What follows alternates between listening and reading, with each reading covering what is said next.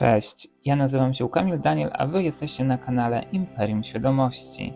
Dzisiaj porozmawiamy o tym, jak intencje mogą wpłynąć na nasze relacje.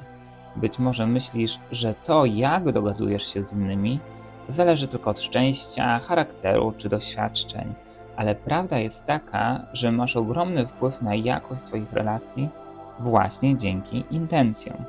Intencje w relacjach to świadome ukierunkowanie swojej energii i uwagi na to, co chcesz zbudować z drugą osobą. Możesz ustawić intencje na lepsze zrozumienie, głębsze połączenie czy większą harmonię. To, co wnosisz do relacji, wpływa na jej dynamikę. Jeśli chcesz więcej dowiedzieć się na temat intencji, to nagrałem filmik, który wyświetli Ci się w linku u góry ekranu. Ale wracając do tematu, wchodzenie w relacje z intencją i świadomością to zupełnie inna jakość niż wchodzenie w relacje z poziomu nieświadomości. To jak różnica między żeglowaniem z mapą i kompasem, a dryfowaniem bez celu na otwartym morzu. Kiedy działasz z intencją i świadomością, wiesz, co chcesz wnieść do relacji i co pragniesz w niej zbudować. Jesteś uważny na swoje emocje, słowa i reakcje. I taka relacja ma inny fundament. Fundament, który wspiera wzajemny rozwój.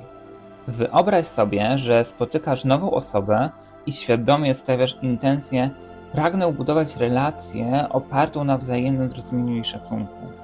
W takiej sytuacji, gdy pojawia się konflikt, zamiast reagować impulsywnie, zatrzymujesz się i zadajesz sobie pytanie, czy moje działanie wspiera tę intencję? Bo przecież intencja była inna. Co to powoduje? Ano to, że dzięki temu nie wejdziesz ponownie w stary schemat, tylko inaczej rozwiążesz zaistniałą sytuację. Tak, że będziesz mógł rozwijać wzajemne rozumienie i szacunek. A teraz spójrz na relację budowaną na nieświadomości. Tu działasz na autopilocie, kierując się schematami, lękami czy oczekiwaniami, które nawet mogą być dla Ciebie niewidoczne. Spotykasz nową osobę i bezrefleksyjnie zaczynasz działać.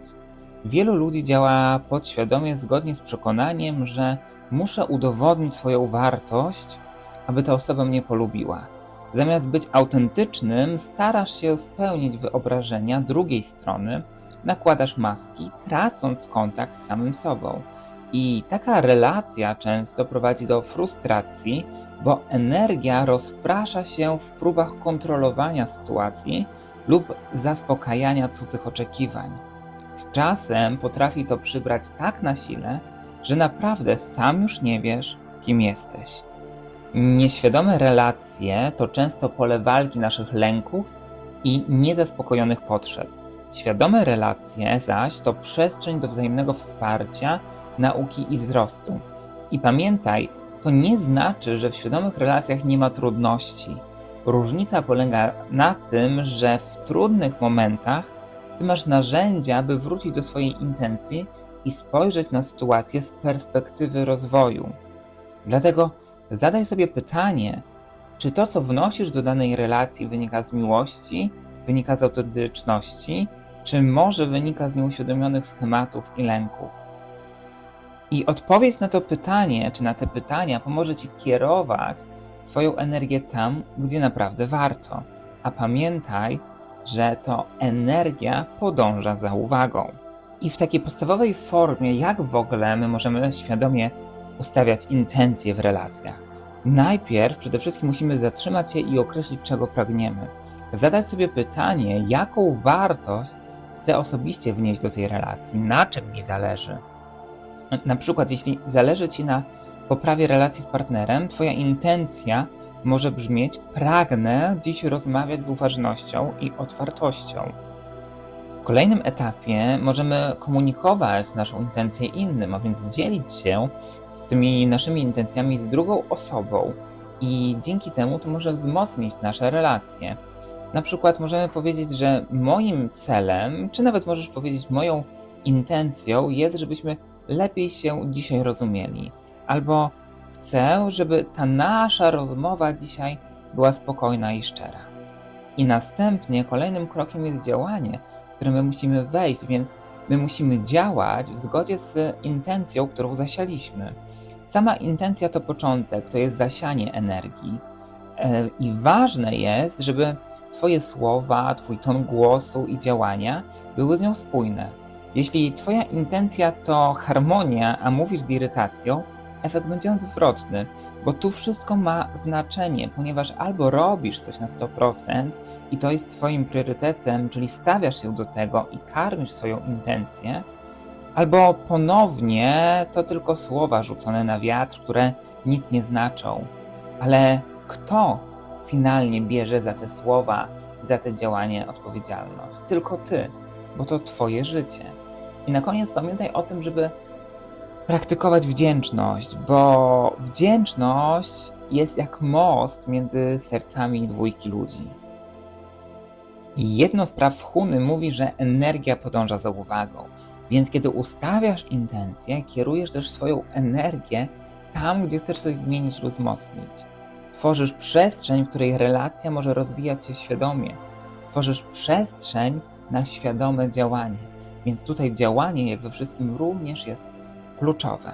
Musisz też pamiętać, i wiele osób ma z tym problem, że intencja to nie jest oczekiwanie. Choć na pierwszy rzut oka one mogą wydawać się podobne, ich natura i działanie są diametralnie różne. Bo intencja to świadome ukierunkowanie energii, jak mówiliśmy, i kiedy ustawiasz intencję, tworzysz przestrzeń na działanie i pozostawiasz miejsce na to, aby rzeczy mogły rozwijać się w harmonii z naturalnym porządkiem życia. Bo intencja nie zakłada sztywnego rezultatu, jest bardziej jak kierunek, który wybierasz, aby podążać w zgodzie ze sobą. Na przykład chcę budować w tej relacji przestrzeń na wzajemne rozumienie i szacunek. I taka intencja pozostawia otwartość na różne formy, jakie może przyjąć wasza relacja, jednocześnie ukierunkowując Twoją energię. A oczekiwanie z kolei to przywiązanie do konkretnego wyniku. Więc kiedy masz oczekiwania, często próbujesz kontrolować sytuację lub drugą osobę, bo jesteś skupiony na tym, jak coś powinno wyglądać. Przykład, oczekuję, że ta osoba zawsze będzie mnie wspierać w sposób, który mi odpowiada. Oczekiwanie rodzi napięcie, bo każda różnica między rzeczywistością a Twoim wyobrażeniem może prowadzić do frustracji, rozczarowania, a nawet konfliktu. Intencja daje Ci wolność i prowadzi do harmonii. Oczekiwanie natomiast często zamyka Cię na możliwości i ogranicza. Pamiętaj, że intencja to energia twórcza. Ona kieruje Twoje działania i myśli w wybranym kierunku, ale nie przywiązuje Cię do konkretnego wyniku. Oczekiwanie natomiast jest jak lina, którą próbujesz sterować życiem, a to, jak wiemy, często prowadzi do napięcia i rozczarowania, więc jeśli chcemy budować te świadome relacje, postawmy na intencje, a oczekiwania zostawmy ze sobą. Jedno z praw Huny mówi też, żeby puścić przywiązanie do rezultatu, a otworzymy przestrzeń na prawdziwe cuda. I o to chodzi właśnie w mocy intencji, aby te cuda nas zaskoczyły. Relacje są jak lustro. Odbijają nasze schematy, lęki i przekonania. Czasem to lustro jest zniekształcone, pokazując nam wykrzywiony obraz naszych myśli i emocji. Ale właśnie w tym tkwi ich siła. Na początku drogi rozwoju, gdy zaczynamy dostrzegać te odbicia, mogą one nas prowadzić ku większej uważności na siebie. Dla niektórych to paradoks, ale tak naprawdę tylko w relacji z innymi możemy naprawdę spojrzeć na siebie z innej, często bardziej obiektywnej perspektywy. To właśnie dzięki tej interakcji doświadczamy nowych emocji, odkrywamy ukryte przekonania i uczymy się, jak pracować z naszym wnętrzem, z naszymi tymi emocjami. Kiedy więc ktoś nowy pojawia się w Twoim życiu, pamiętaj o intencji i świadomości.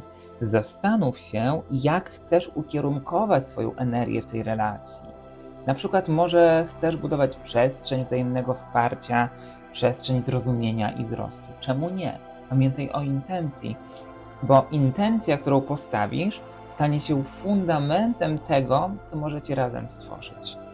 Jeśli podobał Ci się ten film, zostaw łapkę w górę, subskrybuj kanał i włącz dzwoneczek. Dzięki temu nie przegapisz kolejnych materiałów o świadomym budowaniu swojego życia. Jeśli masz taką ochotę, podziel się ze mną swoją intencją, na przykład na dzisiaj, w komentarzu. Dziękuję za Twój czas i do zobaczenia w kolejnym materiale.